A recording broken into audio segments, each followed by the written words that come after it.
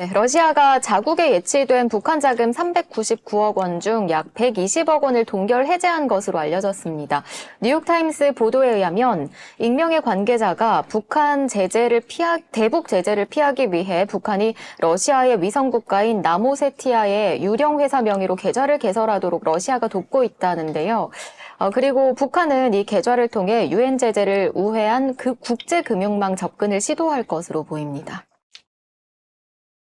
제가 그랬잖아요. 지금 북한한테는 세상 두 번째 전성기라니까. 윤석열 덕분에. 네, 윤석열 덕분에 지금 두 번째 전성기예요. 지금 너무 신났어. 중국, 러시아하고 짝짝꿍 해가지고 난리가 났어요. 게다가 그동안은 미국 눈치 보던 러시아 형님이나 중국 형님이 야, 너무 달라붙지 마. 막 이러고 이제 싫은 티도 내고 그랬는데 지금은 우리 동생 뭐 해줄까? 우쭈쭈 우쭈쭈. 특히 러시아 형님이 위성 기술 필요해? 어이구 가져가. 그리고 니네 창고 조금 열어봐. 우리가 조금 덜어갈게. 이러고 엄청 잘해주고 있는 상황이거든요. 아, 북한은 지금 최고로 좋습니다. 숨통이 튀었죠. 맞습니다. 예. 그 숨통을 누가 열어줬냐? 윤석열이 열어줬다. 그렇습니다. 예. 그러니까 1991년 소위 말해서 소연방이 해체되고 나서 자국의 북한과 함께 같이 교류를 해왔고 교역을 해왔던 나라들이 급격하게 줄어들거든요. 그러니까 공산권에 관련된 나라들이 급격하게 줄면서 사실은 경제라는 게 순환이잖아요. 돌아야 되는데 돌릴 만한 나라들이 없었어요. 그러니까 소위 말해서 무인도가 돼버린 거죠. 근데 이제 하나둘씩 생기기 시작한 겁니다. 그렇죠. 그러니까 지금 이게 변화가 한 40년, 30년 만에 변화인 거예요. 북한의 입장에서 보면. 그러니까 숨통이 트이는 상황이 됐으니 미국과의 관계 개선 나 싫어. 안 해도 안 해도 돼. 응.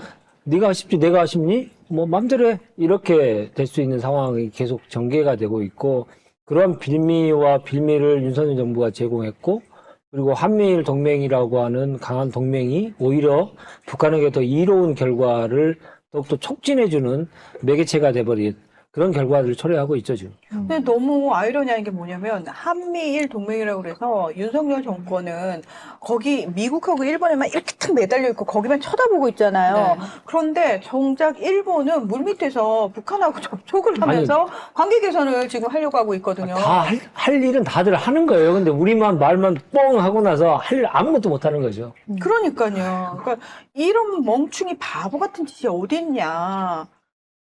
근데 좋아하잖아.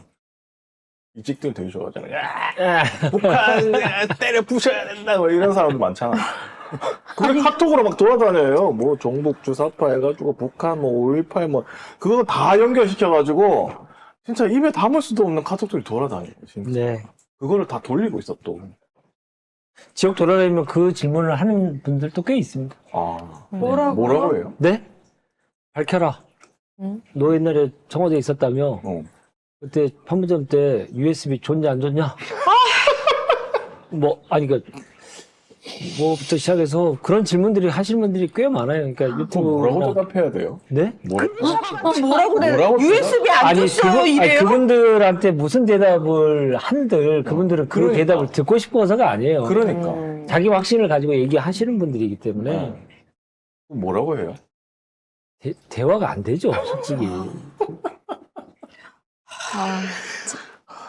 뭐 빨갱이 뭐 이런 얘기도 막 하시고 막 그러니까 뭐. 그 민주당 정부에서는 이제 북한과 짜웅을 해서 뭔가를 계속 퍼다 줬다라는 전제를 가지고 그것을 증거를 찾기 위해서 여러 사람을 만나면 그런 얘기들을 계속 하면서 하는데 그런 대화가 일도 무슨 의미가 있겠어요? 근데 퍼줬으면 기사에 났겠지. 그런 기사 자체가 없고 그거를 다 만들어내는 거잖아요. 아니, 그 얘기에 대해서는 딱 일을 한마디로 해요. 저희들이 문제가 있었다면 지금 2년 내내 털었는데 그동안 하나도 안 나왔겠습니까? 그러면 그 얘기는 아무 말도 못 하세요. 근데 그 팩트 가지고 뭘 전달했니, 퍼줬니, 안 줬니 그런 얘기 하면 자기 얘기를 또 이제 세뇌되어 있는 자기 얘기를 계속 하니까 무슨 걱정하시는 일이 있었다면 탈탈 털었는데 아무것도 안 나왔겠습니까? 예. 얘기하시면 그분도 말을 못 하잖아요. 그 정도에서 대화를 마무리해야 됩니다. 네. 참 그래도 저는 고역이다. 문득 얘기 들으면서 그래 그런 걸로 세뇌당하신 저쪽 편이면 이찍 어르신이면 이찍 분들이면 그래 뭐 이찍이니까라고 이해라도 될 텐데 저 민주당 지지자인데 말입니다 이러면서 뭘 잘했어 이러고 만약에 달려들면은 더 난감하실 것 같아요. 죄송해요. 아니, 그 과정들을 거쳐야죠. 네. 생각보다 되게 강해요. 재간둥이. 우리는 못해. 저희는 못하겠는데 바로 싸운다. 네. 저희 막 소리 지르거든요. 근데 재관둥이님은 그 과정도 다 거치면서 단련이 네. 되고 있으시다. 어쨌든 이게 네. 다 윤석열 정부가 뭐 한미일 동맹 너무 중시하면서 북한하고 대화도 안 하고 오히려 미국에 있는 전략 자산들을 한반도로 자꾸 들이고 있잖아요. 그러면서 점점 더 한반도를 위협에 빠뜨리고 있으니까 아예 지금 북한은 한반도를 쳐다보지도 않고 대한민국이라고 얘기하고 그러면서 뭐 러시아 이쪽이랑 더 가까워지고 있다는 거죠. 근데 더욱더 문제는 1년 반 전에도 우리가 이런 외교 노선을 펼치면 오히려 북한이 더 이롭게 된다. 북중러 삼각동맹이 되고 나면 북한은 지금도 활로가 더 모색되면서 더 대화를 안 할 가능성이 크다. 그래서 우리 국익에 바란다. 그래서 한미일 동맹만 강조하는 이 몰빵 외교를 해서는 안 된다. 균형 외교를 해야 된다. 이런 얘기들을 계속 했죠. 민주당에서도 하고 외교 전문가들도 하고 북한 전문가들도 다 해서 얘기했죠. 한마디도 안 들어버리잖아요. 그럼 사실 그렇게 치면 다 얘기는 됐던 일이에요. 네, 박근혜도 중국하고 그랬잖아요. 네. 물론 사드 배치 때문에 처맞고 했지만 근데 윤석열은 도대체 누구 얘기를 듣길래 이렇게까지 하지? 아무도 그렇게 할 사람이 없지 않나? 네가 모르는 누군가가 있어요. 네. 네가 다 안다고 생각하지 마세요. 아니 나는 모르지. 네, 네. 네가 모르는 누군가가 있고 저는 지금 북한 입장에서 사실 그래도 이제 많은 분들이 생각할 때 에이 북한이 러시아하고 중국밖에 없잖아요. 그러니 결국은 또 미국 쪽하고도 얘기해야 되고 나중에 시간 지나면 우리 쪽하고도 얘기할 거예요라고 굉장히 안일하게 생각하시는 분들을 위해서 냉정한 국제 현실을 말씀을 드리면 글로벌 사우스라고 하는 최근 들어서 말 그대로 하나의 그룹이 등장을 했어요. 이제 주로 남반구에 위치한다고 해서 왜 개발도상국 위주. 근데 이 신냉정 체제라고 해서 예전처럼 강대국 두 개 밑으로 해처 모여가 딱 되는 게 아니라 신냉전 체제인데 중요한 건 그 과정에서 또 하나의 어떤 발언권을 가진 세력이 규합을 했는데 그 세력을 글로벌 사우스라고 얘기를 해요. 그러니까 뭐 예전처럼 미국이나 러시아, 중국이 야 너네 어느 편이야 가서 무조건 할 게 아니고 이 글로벌 사우스는 미국한테도 받고 그다음에 중국, 러시아한테도 받고 정말 어떤 게 자신들의 국익에 가장 도움이 됐는지를 철저하게 계산해서 움직이는 세력인데 이 세력들이 서로 뭉치다 보니까 발언권이 세졌어요. 그래서 실제로 무시 못할 세력으로 성장을 했는데 이들이 지금 사실 가장 밀착하고 이들을 타겟팅해가지고 가장 유화적으로 나오고 있는 쪽은 미국이 아니라 러시아하고 중국입니다. 러시아하고 중국이 글로벌 사우스를 상대로 굉장히 뭐 상하이 협력 기구라든지 브릭스라든지 기존에 있던 기구들의 얘네들을 계속 끌어들여요. 니들 회원국으로 들어와. 그러면 우리가 이거 해줄게. 언제 미국 일방에 그거만 하는데 지금까지 미국 편에 서가지고 니들이 나라 발전해서 뭐 했어? 이러니까 이 사람들 입장에서도 그래. 지금까지는 미국 편에 섰는데 우리 별로 도움받은 거 없는 것 같다. 그리고 맨날 우리한테 뭐 미국 편만 들어라 이러고 깡패짓만 하니까 이런 상황에서는 굳이 미국 쪽만 바라보고 있을 이유가 없겠다라는 생각에 거의 대부분이 중국, 러시아, 심지어 중동의 가장 확인된 친미 국가라고 하는 사우디조차도 브릭스 가입을 현실화했단 말이에요. 이게 뭘 의미하냐면 북한이 러시아 형님, 중국 형님만 딱 잡으면은 자동적으로 북한 역시도 러시아, 중국을 뛰어넘어서 글로벌 사우스로까지 연결이 될 수 있는 발판이 된단 말이에요. 그러니 굳이 북한은 대한민국이라든지 미국을 통해서 나오지 않아도 상관이 없어요. 일본이 물밑에서 아무리 쏟아부어도 북한 입장에서는 하나의 큰 통로가 열린 거예요. 단순히 러시아만 친하게 지낸다고 생각하시면 안 돼요. 러시아를 계기로 또는 러시아의 중재 아래 다른 국가들하고 연결될 수 있는 고리 자체가 그렇죠. 어마무시하게 열렸다라고 보셔야 되는 거예요. 숨통이 한번 틀리면 연결로 이어지잖아요. 그렇죠. 네.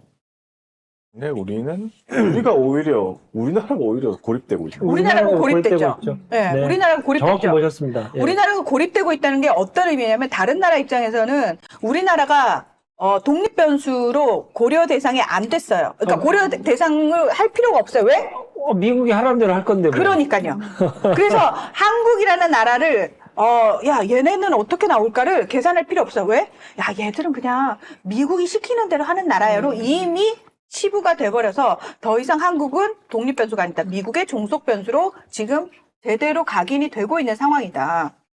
그렇습니다. 그래서 자주 외교가 할 길이다라고 하는 것들이 오랜 기간 동안의 외교 전문가들의 공통된 의견 아닙니까? 자기 목소리가 없는데 누가 나랑 얘기하려고 하겠어요. 근데 저는 오늘 사실 되게 마음이 우울해가지고 문재인 대통령의 연설이라든지 이 문재인 청와대 뭐 이거 관련 영상들 제가 가끔씩 보는데 그걸 이렇게 쫙 보면서 대통령님께서 연설을 참 잘하셨잖아요. 그 네. 연설을 듣고 있으면 되게 뭉클해지면서 내가 이런 나라의 국민이야라는 막 자부심 막 차오르는데 대통령님께서 그 공군사관학교 졸업식 가셔가지고 연설을 하신 걸 제가 다시 천천히 들었는데 거기서 그 말씀을 하세요. 평화를 우리가 유지하려면 힘이 세야 된다라고 말씀을 하세요. 그러면서 국방 예산을 얼마를 우리가 확보를 했고 뭐 그 국방 체계를 어떤 식으로 우리가 지금 가져가려고 하고 있고 막 이런 설명을 하시거든요. 우리가 이런 대통령과 함께 살았던 사람들인데 윤석열이라는 정말 말도 안 되는 무능하기 짝이 없을 뿐만 아니라 나라를 팔아먹을 지경에 이르는 사람이 대통령으로 앉아있는 나라로 어쩌다 이렇게 몇 년 사이에 주저앉았나. 그러니까 되게 눈물이 나는 거예요. 너무 속상해서 눈물이 나더라고요. 세 번의 민주정부의 공통적인 특징은 국힘 계열의 정부와 달리 두 가지 카드를 같이 썼습니다. 국방력 강화를 위한 예산 투입, 국방력 강화를 위한 가장 기본적인 전제 조건을 갖고 그리고 대화도 열심히 했어요. 그렇죠.